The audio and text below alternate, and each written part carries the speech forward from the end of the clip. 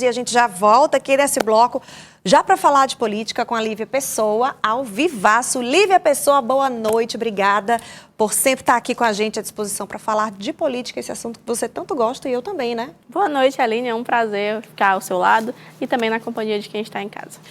Assunto que envolve o ex-prefeito da capital, doutor Pessoa, teve as contas reprovadas pelo TCE, o Tribunal de Contas do Estado.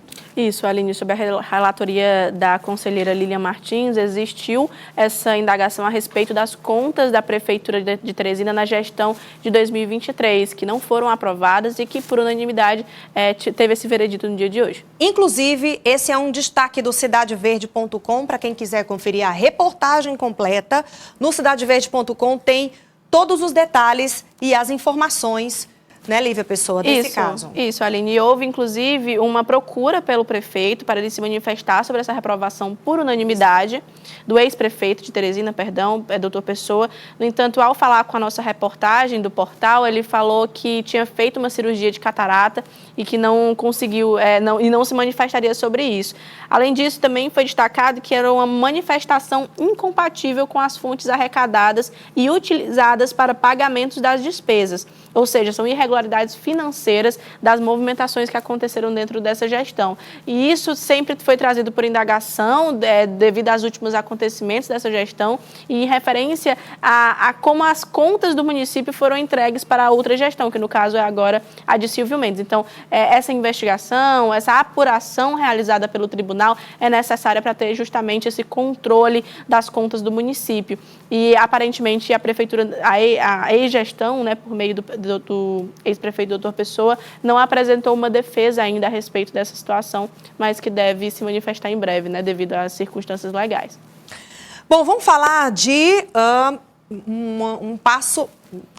mais um passo em relação à administração do Estado, do governo do Estado. Estava faltando pouca, acho que só essa mesmo, isso, a Thaís Araripe, para assumir, né, nessa mudança administrativa, na máquina administrativa que o governador Rafael Fonteles começou a fazer e que foi implementada já no dia 1º de abril. Só faltava assumir a diretora da Agresp, a nomeação oficial aconteceu hoje. Isso, Aline, no caso, para as mudanças ainda falta a mudança da Secretaria da Comunicação, que ainda é coordenadoria e deve passar a ser secretaria, mas a execução das funções, o coordenador Marcelo Noleto já está em função. Então, quem faltava assumir realmente só era a Thaís Araripe, agora vai ser responsável, diretora-geral dessa agência reguladora do Estado. Então, é muito importante e teve que, inclusive, ser sabatinada pelos parlamentares estaduais, pelos deputados na Assembleia Legislativa do Piauí. E hoje o presidente da Casa, Severo Eulálio, falou sobre o assunto e a importância de haver esse tipo de questionamento, esse tipo de participação do parlamento em relação à execução do Estado. Vamos ouvir, então. Da Thaís para a Agresp é extremamente importante. Teve uma sabatina, todos os parlamentares, oposição, situação, tiveram a oportunidade de fazer os questionamentos. Ela, com o seu preparo, respondeu a todos. Rapidamente colocamos em votação. Foi votada a unanimidade pelos presentes, tanto da oposição e situação, por entender que ela está apta e preparada para exercer o cargo. E por que precisava ser sabatinada? Foi a única dessas indicações do governador que precisava passar por essa sabatina na Assembleia, porque é uma agência, né?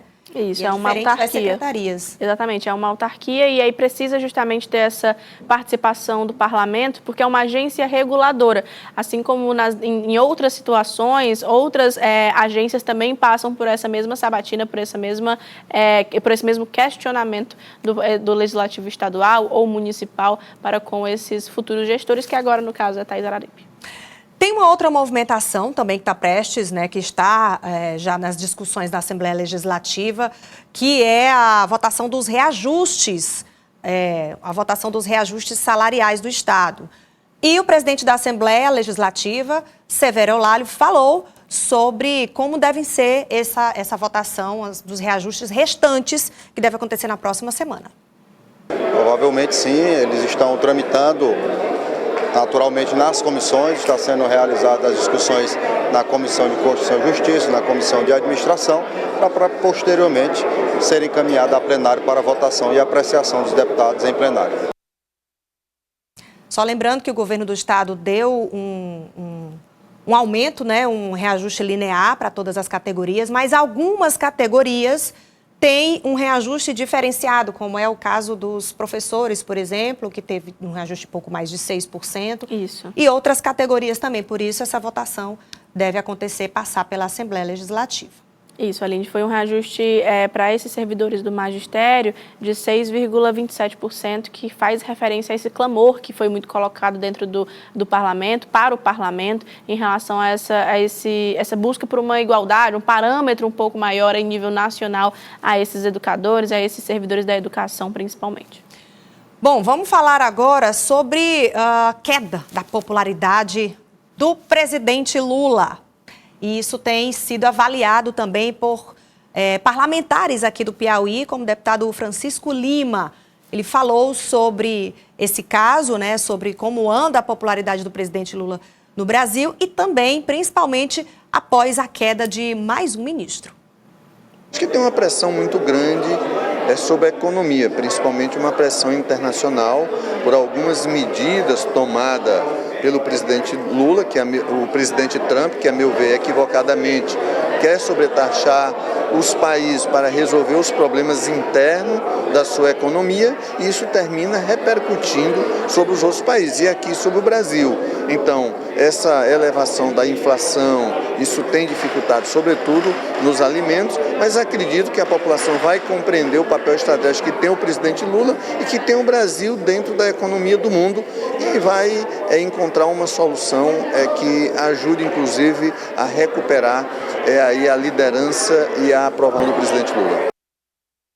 Presidente Lula, que já tem data marcada para voltar aqui ao Piauí na próxima semana, inclusive. Isso, Aline, é uma expectativa de todo o grupo, principalmente por ser uma movimentação não somente política, mas também administrativa, já que existe essa aproximação do governo estadual com o governo federal. O governador Rafael Fonteles, ele viajou a Brasília ontem para tentar ter essa confirmação oficial de que o presidente viria, já que houveram já outras desmarcações, mas não teve uma confirmação. Ele foi a Brasília, se encontrou com as equipes, né, do governo do Brasil, mas não teve essa confirmação. E pelas circunstâncias que a gente observa no Planalto, Aline, na própria esplanada, acredito ser um pouco difícil a vinda do presidente Lula na próxima semana. A queda do ministro Juscelino Filho das Comunicações, uma investigação envolvendo um integrante da sua gestão, mesmo sendo enquanto deputado, não enquanto ministro, ainda assim é algo que necessita de atenção. E principalmente das comunicações, que está sendo o calcanhar de Aquiles do presidente Lula em relação a essa terceira gestão, a esse terceiro mandato. Então, pelas minhas percepções, enquanto telespectadora do Planalto Federal, acho difícil o presidente vir na próxima semana, mas é uma expectativa e é muito importante que ele venha. Bom, vamos voltar a falar aqui dos assuntos, né, do Piauí. O secretário de Saúde do Estado, Antônio Luiz Soares, falou sobre o diálogo e fez uma avaliação, né, desse diálogo com o Ministério da Saúde, inclusive sobre o aumento do custeio para a saúde aqui da capital. Vamos ouvir.